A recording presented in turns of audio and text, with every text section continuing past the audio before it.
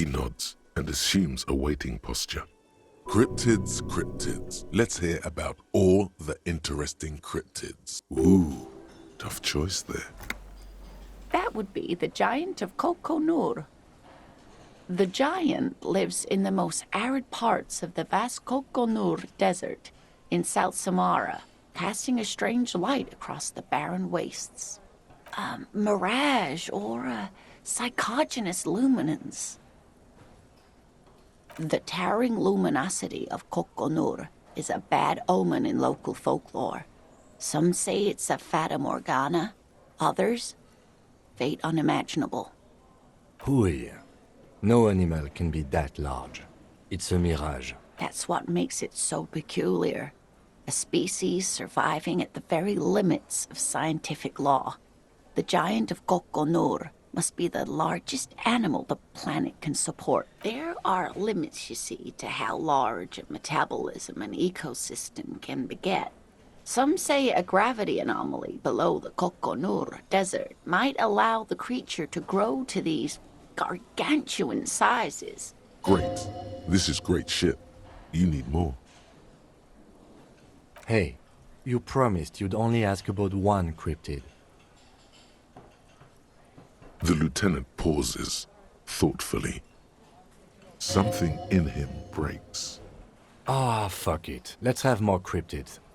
Well, the smallest cryptid is the Cryobacter catlensis, a unicellular bacterium. It was discovered in one of the northernmost points of Katla on the Boreal Plateau by renowned geologist Caitlin Migenou. The bacterial colony, Migenou, disappeared shortly after injecting herself with the bacteria she had brought back to study, no doubt in hopes of prolonging her own life.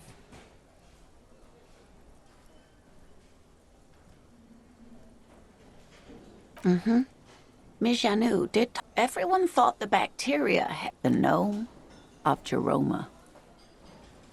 Oh, yes. None of its victims survived. Grieving relatives. It was, reportedly, a couple of cats. It still took. If the body of the creature was found, why aren't there detailed illustrations of it in science textbooks? Alas, the first scientist who got his hands on the creature's corpse put it in a jar of formaldehyde, thinking that would instead all the venom leaked out of the creature's teeth and into the surrounding liquid, dissolving the creature itself. A poetic end, perhaps, but a real loss for science. What an interesting question. Of course. All fairy tales have someone or something invisible in them. It's the Col de Mamadakwa. Its name means thin whisper of sound, and that's precisely what it is. Self-replicating sound waves, invisible and intangible.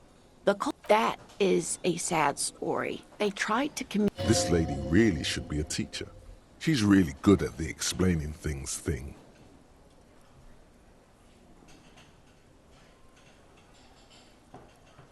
Exactly.